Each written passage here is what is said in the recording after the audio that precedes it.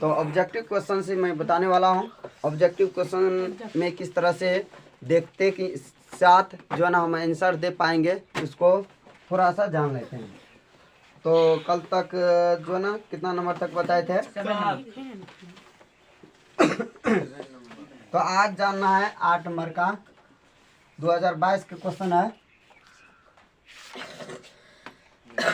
2022 का क्वेश्चन से लिया गया है। तो ये जो है ना 8 में कहा गया, यदि किसी घन का प्रत्येक किनारा, घन का प्रत्येक किनारा ए है। कितना है? ए है। अब कहा गया है उसका विकर्ण क्या होगा? विकर्ण तो विकर्ण का फॉर्मूला क्या हो जाएगा? घन का विकर्ण का फॉर्मूला लिखाए थे। क्या होगा? √3 a होता है। विकर्ण का फॉर्मूला होता है। तो यहाँ पर a बैठाना है तो उतना का उतना ही है, वहाँ पर a ही है, तो आंसर यही होगा। अगला क्वेश्चन बोलो। अगला क्वेश्चन है, अगला क्वेश्चन में कहा गया कि त्रिज्या बताया जाता है। वृत्त का ही होता है ना त्रिज्या r है, तथा ऊंचाई जो है ना ऊंचाई बताया गया है h वाले जो है ना, और लंबवृत्तीय शंकु का आयतन बताया गया। शंकु का आयतन इतना, त्रिज्या इतना है r है और ऊंचाई h है, तो शंकु का आयतन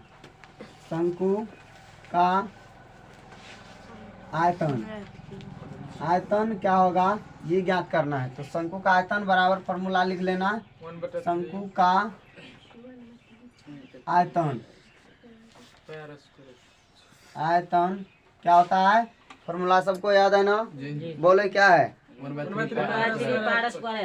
1/3 पाई r स्क्वायर h। तो यहाँ पर r स्मॉल में रहता फॉर्मूला में, तो हम h और r दोनों कैपिटल में दे देंगे, बस यही आंसर हो जाएगा। अंडरस्टैंड? No problem. आगे जानेंगे। अगला क्वेश्चन 10 नंबर में, पहले ये जान लें कि यहाँ पर दोनों जगह फार्मूला ही का ही प्रयोग किया गया है और फार्मूला ही पूछा गया है, इसलिए फार्मूला को पूरे कंठस्थ रखना है और जितना भी फार्मूला टोटल को फार्मूला को याद कर लें, जिससे कि कोई परेशानी नहीं होगी ऑब्जेक्टिव में। ओके, तो चले अगला क्वेश्चन में बताने वाला हूँ। अगला क्वेश्चन में कह रहा है 10 नंबर में कह रहा है यदि दो वृत्तों के क्षेत्रफल का अनुपात, बताया गया। दो वृत्तों का क्षेत्रफल का अनुपात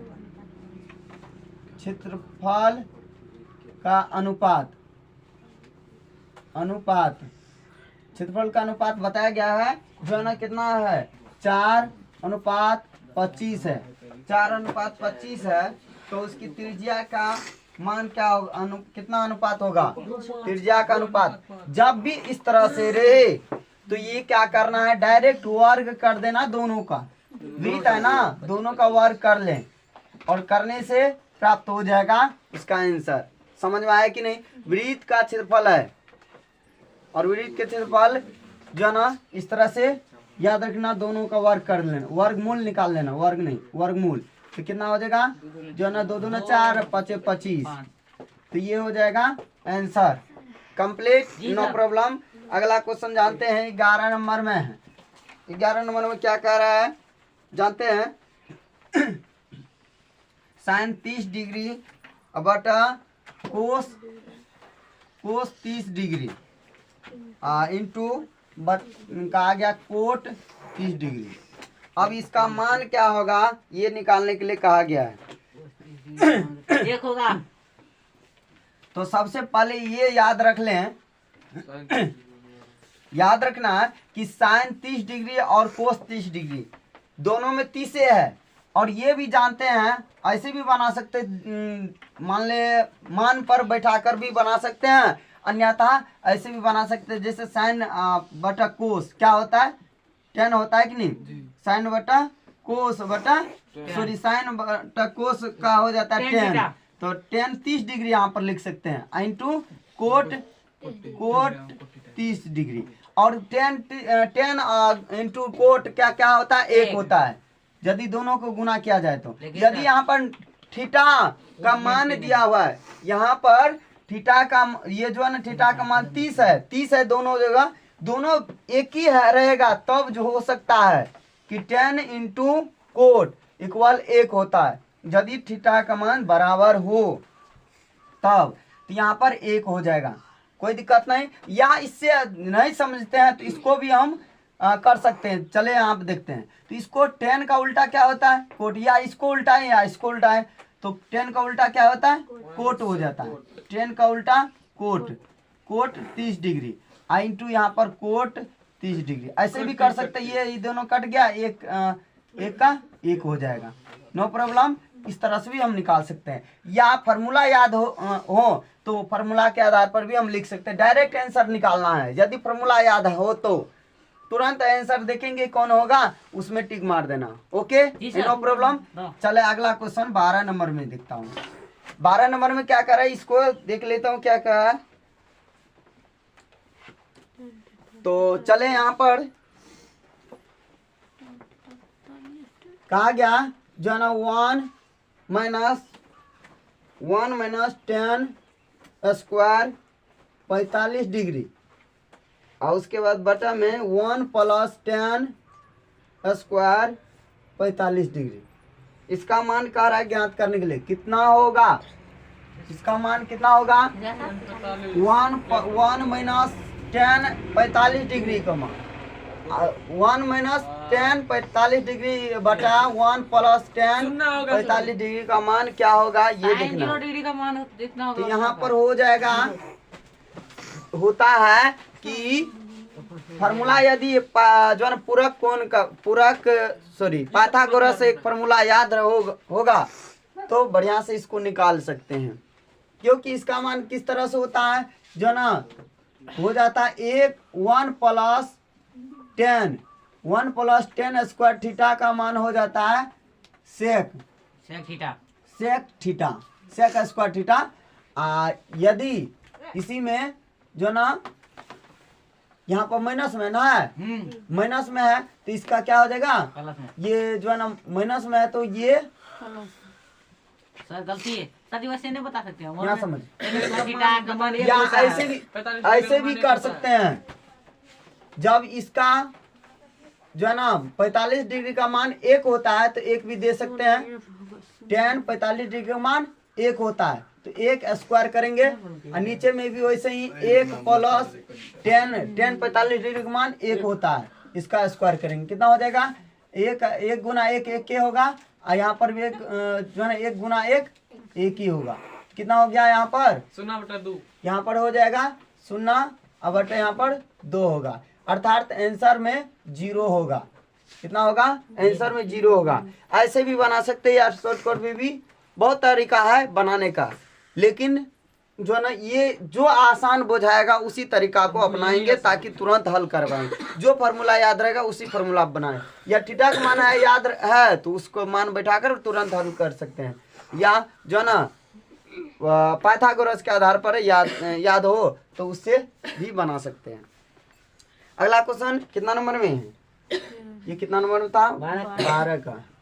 13 नंबर का देखते हैं। 13 नंबर में क्या कह रहा है, कह रहा है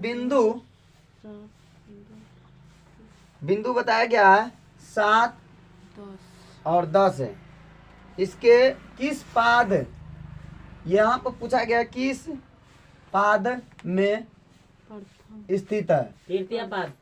तो यहाँ पर प्रथमाम होगा, यहाँ ध्यान से समझेंगे, पाद का मतलब क्या होता है याद रखना है। यदि नहीं समझे होंगे तो यहाँ पर समझाता हूँ कि जो है ना ये जो होता है संख्या रेखा को जो है ना एक क्षैतिज और ऊर्ध्वाधर दोनों को रखेंगे, क्षैतिज और ऊर्ध्वाधर को रखकर अब देखना है कि किस में आता है।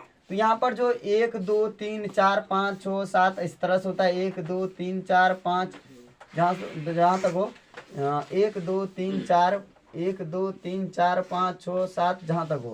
तो 1 2 3 4 5 6 7 1 2 3 4 4 5 1 2 3 4 5 6 7 1 2 3 4 जहाँ तक जैसा हो। इधर माइनस वाला होता है जो ना बाएं तरफ माइनस, दाएं तरफ प्लस, ये एक्स वाला होता है, ये वाई वाला होता है। यहाँ पर नीचे जो है ना माइनस वाला होता है, ऊपर प्लस होता है। तो यहाँ याद रखना है, यहाँ पर प्लस मतलब आगे वाला एक्स होता है, आगे वाला एक्स होता है, पीछे वाला वाई होता है। तो आगे वाला एक्स है, यहाँ एक्स जो है ना 7 है, प्लस 7 है तो 7 यहाँ पर है। और ये जो है ना पीछे वाला 10 है तो 10 इसके ऊपर जाएगा, ऊपर 10 है तो इसका मतलब प्लस में है, तो ये माइनस में तो नहीं है, प्लस में तो 10, तो 10 ये इसके ऊपर जाएगा। तो यानी ये और ये दोनों के बीच में इसी में आएगा, अर्थात ये हो जाता है, ये प्लस में है और ये भी प्लस में है, ये प्लस में है और ये माइनस में है, ये माइनस में है तो ये भी माइनस है, और ये माइनस है तो ये प्लस है। अर्थात इस तरह से याद रख लेना कि जिससे कि हमें कभी भूल नहीं पाएंगे, और भूलेंगे भी तो ये चीज याद रख लेना ना, संख्या रेखा। अब यहाँ पर दोनों प्लस प्लस है तो किस में आया, प्रथम, और इसको कहा जाता है प्रथम, पहला पद, यहाँ दूसरा पद, यहाँ तीसरा पद, यहाँ चौथा पद। याद रख लेना, पहला दूसरा तीसरा चौथा ऐसे घूमेगा, याद रख लेना, इस तरह से घूमता है।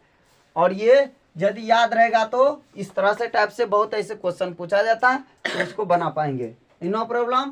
तो यहाँ पहला पद है, कौन सा है, पहला पद, समझ रहे ना, यहाँ पहला पद, पहला कौन सा है, पहला पद। उसके बाद अगला जानेंगे 14 नंबर में। 14 नंबर में क्या कह रहा है उसको भी जान लेते हैं। 14 नंबर में कह रहा है 10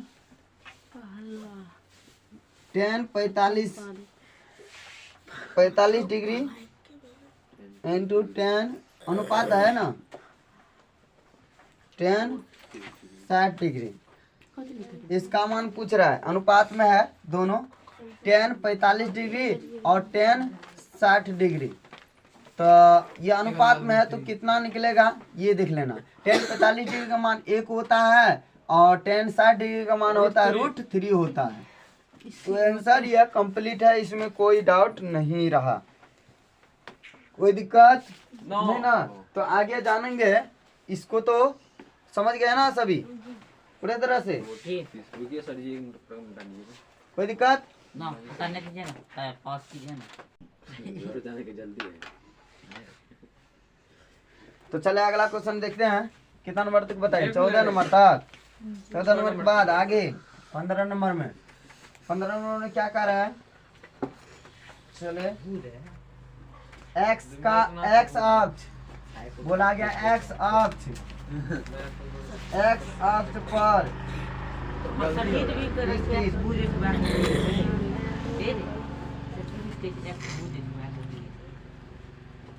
क्या है, आपने बोले सर एक्स भुज होता है, वाई कोटि होता है। हाँ गलत है, गलत है। एक्स ही भुज होता है, वाई कोटि, तो तू ही लिखा है इतना में। तो यहाँ पर कहा गया एक्स अक्ष पर स्थित किसी बिंदु के जो है ना निर्देशांक क्या होता है। एक्स भुज पर किस मतलब यदि बोला जाए एक्स भुज पर स्थित निर्देशांक कहेगा, निकालने के लिए निर्देशांक शॉर्टकट में लिख लेता हूँ,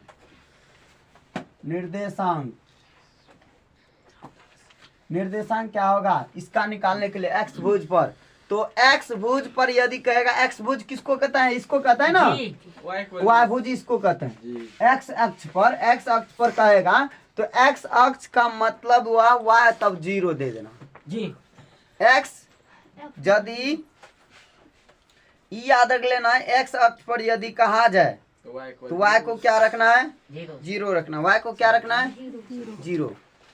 एक्स अक्ष पर एक्स अक्ष पर स्थित में बोला गया है, एक्स अक्ष पर जो बोला गया है तो एक्स अक्ष को ही जीरो रखना, वाई अक्ष को वाई ही लिखना है। उल्टा बोल दिए थे, समझ रहे ना? ये उल्टा बोले चलिए। कुछ तो नहीं, ठीक है एक्स एक्स पे तो ठीक है वाई था। को जीरो को मानना तो है। एक्स एक्स अक्ष पर यदि कहा जाए तो वाई को जीरो मान लेना। एक्स अक्ष पर यदि कहा जाए, एक्स अक्ष का निर्देशांक ज्ञात करने के लिए तो हमें वाई का क्या रखना है? जीरो। तो वाई का जीरो, पीछे वाई होता है, याद रखना हमेशा। Okay, understand? तो एक्स आगे और वाई पीछे।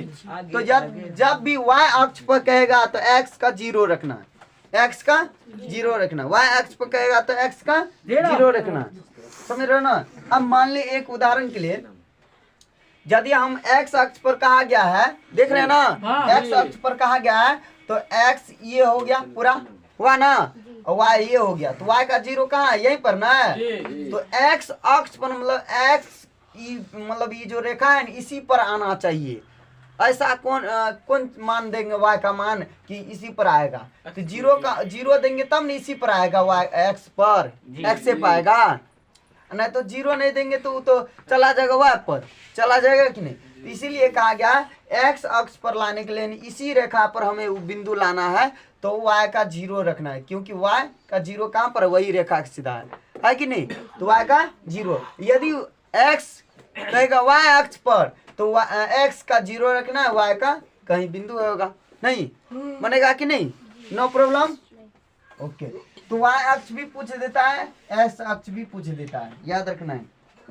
अगला क्वेश्चन, एक छड़ की लंबाई और उसकी छाया के अनुपात 1 और √3 है। छड़, यहाँ कहा गया एक छड़ की लंबाई, एक छड़ की लंबाई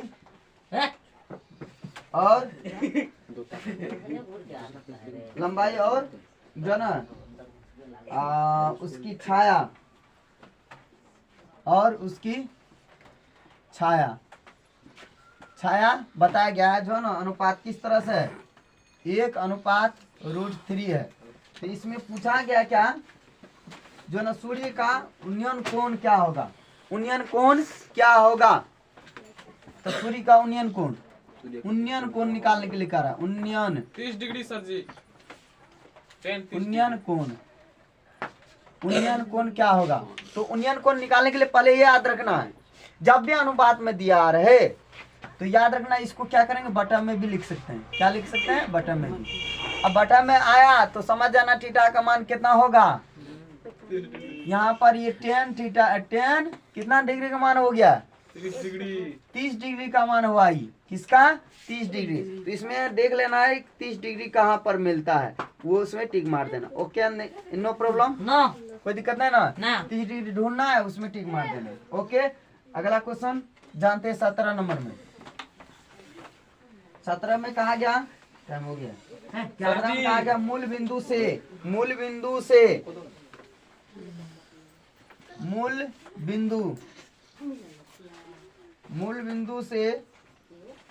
बिंदु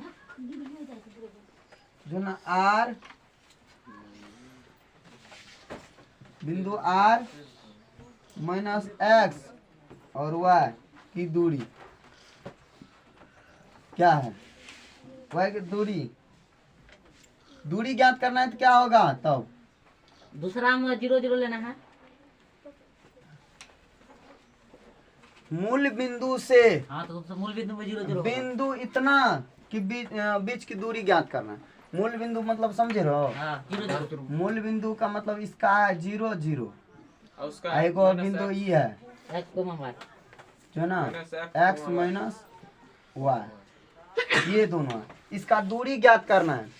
जब भी ऐसा हो मूल बिंदु से कहा जाए, यहाँ पर संख्यों रह सकता है, संख्यों हो सकता है, ये नहीं कि यहाँ पर x और y है तो x y ही रहेगा। सर जी इन्हें सुनिए पहले मेरा बात। सुनो, तो यहाँ पर बिंदु भी, यहाँ पर भी कोई मान भी रहेगा। हेलो, इसका कोनो मान भी रहेगा, जैसे 3 2 5 भी रह सकता है।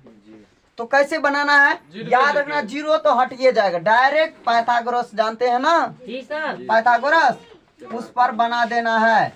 X square minus Y square, simple आधार जो है ना फॉर्मूला पर याद रखो, सॉरी प्लस में हो जाएगा ना, क्या हो जाएगा प्लस में हो जाएगा। क्या कर लेना है कि इसमें एक ये जो है ना फॉर्मूला इस तरह से निकलेगा, वैसे एक्स है यहाँ पर तो यही निकलेगा, इसका क्या है यही निकलेगा, समझी नो प्रॉब्लम, ना कोई दिक्कत नहीं ना, ना बिल्कुल नहीं ना। अब कहोगे कि सर माइनस है वहां पर, कहना है कि सर माइनस है तो फिर कैसे प्लस हो गया है, इसमें माइनस होगा ना। प्लस कैसे हो गया प्लस, क्योंकि मैंने कहा क्या कहा था कि जब भी यह माइनस है तो स्क्वायर करेंगे तो क्या होगा प्लस होगा, जाहिर सी बात है, तो प्लस हो जाएगा तो ये तो प्लस ही रहेगा ना, क्या होगा प्लस ही रहेगा। फार्मूला याद रखोगे, क्योंकि इसका यदि बिंदु रहे दोनों बगल तो दोनों का बिंदु रहता है तो इस तरह से निकाला जाता है, याद रखना दूरी, दूरी सूत्र, दूरी सूत्र क्या होता है वो देख लें। दूरी सूत्र होता है रूट अंडर जो है ना x2 में से x1, सर गणित सूत्र में x1 में से x2 घटा है। उसके बाद y2 में से y1, इस तरह से ये फॉर्मूला होता है। अब मान ले एगो जीरो है एगो जो है ना संख्या है, तो यहाँ पर जो है ना जीरो वाला तो हटिए जाएगा ना, खाली एक को ना बचेगा, वही है यहाँ पर लिखा हुआ है कि नहीं, बीच में प्लस है, बीच में प्लस है कि नहीं, सिंपल है, समझ में आया ना। फॉर्मूला ये होता है, समझ रहे ना, ये फॉर्मूला है। और यदि इसमें एगो जीरो है तो जीरो वाला तो हटिए जाएगा ना, बचेगा एक गो का ना, एगो एक्स एगो वाई बचेगा, वही चीज तो यहाँ पर है। आंसर ये कंप्लीट है, नो प्रॉब्लम। फॉर्मूला में ऑप्शन में देख लेना यहाँ पर ई कहाँ पर है वो टिक मार देना, देखिए कोई दिक्कत नहीं ना। अगला क्वेश्चन फॉर्मूला भी लिख दिया हूँ यहाँ पर। उसके बाद 18 में कहा गया, इसमें तो दोनों बिंदु दिया हुआ है, इसमें बिंदु दिया हुआ है, एक दिया हुआ है 5 7, दूसरा बिंदु दिया हुआ है 8 11, 8 11 हो गया। ये दोनों का बीच की दूरी ज्ञात करो। अब बताओ जल्दी फटाफट, हेलो ध्यान समझे, इसको जो है ना बिना फॉर्मूला पर कैसे बनाए, फॉर्मूला याद है दिमाग में याद रखना, फॉर्मूला दिमाग में याद रखना है क्या होगा, हेलो फॉर्मूला दिमाग में याद रखना है क्या होगा, ये समझना है ना। दूसरा में से पहला घटाना है, दूसरा में से पहला, दिमाग से हल करना है। दूसरा में से पहला, 8 में से 5 घटा, 3 बचा, 3 का एक्सक्यूज मी सर, भांग देंगे पर्दा को। हेलो समझे, शॉर्टकट में अपने दिमाग से कैसे हल करना है, इसको फार्मूला का नहीं प्रयोग करना है। फार्मूला का प्रयोग बिल्कुल नहीं, वैसे भी बना सकते हो फार्मूला का प्रयोग है, वैसे एक नजर से देखेंगे हिसाब तुरंत हल कैसे करेंगे वो बता रहा हूँ। डायरेक्ट यहाँ पे देख रहे हैं, दूसरा में से पहला घटाया स्क्वायर कर देंगे, फिर उसके बाद यहाँ पे देखो 8 में से 5 घटा, 3 बचा, 3 दिया 9 हुआ, उसके बाद प्लस है प्लस दे देंगे, फिर जो है ना दूसरा में से पहला घटाना, 11 में से 7 घटाओ कितना बचेगा 4, 4 होगा 16, दोनों को जोड़ दो 25 हुआ, अब 25 का वर्गमूल निकाल दो कितना हो जाएगा 5 होगा। Answer complete, no problem. Direct जोड़ना है उसको वर्गमूल निकाल देना, ये जो रूट है रूट का मतलब वर्गमूल निकालना है, ओके नो प्रॉब्लम। आंसर देख लेना कहाँ पर है वो निकाल लेना, ओके अंडरस्टैंड।